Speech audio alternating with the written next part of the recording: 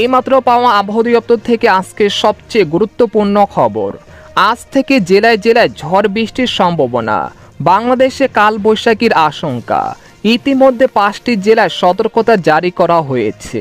এছাড়া আগামী 24 ঘন্টার মধ্যে বাংলাদেশ ও পশ্চিমবঙ্গের বিভিন্ন জেলায় বিক্ষিপ্ত বজ্রসহ ঝড় বৃষ্টির পূর্বাভাস, এমনটা জানাচ্ছেন আবহাওয়া দপ্তর।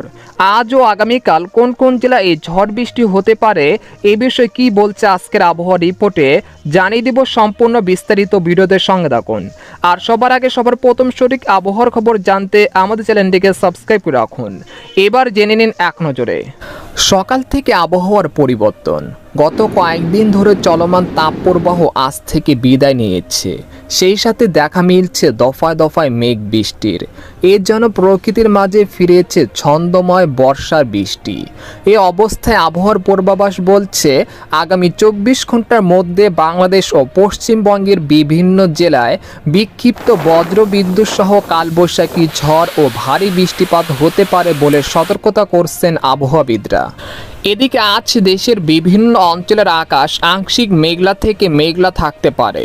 তবে খুলনা, বরিশাল ও সিলেট বিভাগের অনেক জেলায়, রাজশাহী, ঢাকা ও চট্টগ্রাম বিভাগের দু-একটি স্থানে ও দেশের সামান্য স্থানে আকস্মিকভাবে বজ্র বৃষ্টির সম্ভাবনা রয়েছে।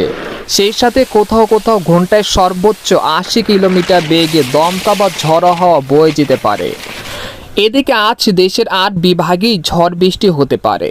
তবে ঝড় বৃষ্টির প্রবণতা আগামী 2-1 দিন অব্যাহত থাকতে পারে। একই সঙ্গে সারা দেশে দিন ও রাতের তাপমাত্রা কমে যেতে পারে।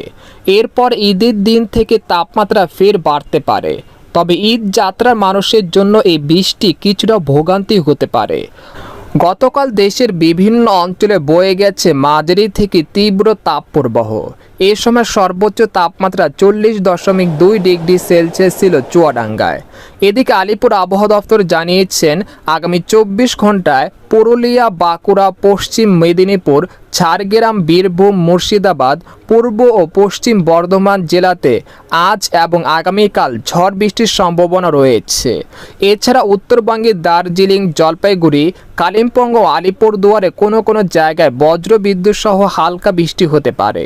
এদিকে বাংলাদেশের আবহাওয়াবিদ মোহাম্মদ মনোয়ার হোসেন জানান আজ সকাল 9টা থেকে পরবর্তী 24 ঘন্টায় ঢাকা, ময়মনসিংহ, সিলেট, খুলনা, বরিশাল ও চট্টগ্রাম বিভাগের কিছু কিছু জায়গায় এবং রাজশাহী ও রংপুর বিভাগের দু-একটি জায়গায় অস্থায়ীভাবে দমকা বা ঝড়ো হাওয়া সহ বৃষ্টি বা বজ্র সহ বৃষ্টি হতে পারে।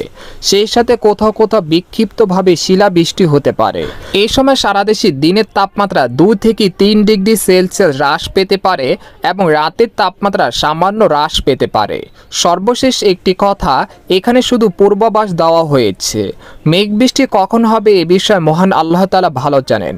আমরা শুধু ধারণা দিতে পারি, বাকিটা মহান আল্লাহ তাআলার হুকুম হলে হবে, না হলে কিছু করার নেই। আজকের মতো এখানে বিদায় নিলাম। দেখা হবে পরের ভিডিওতে। সেই পর্যন্ত আমাদের সাথে থাকুন।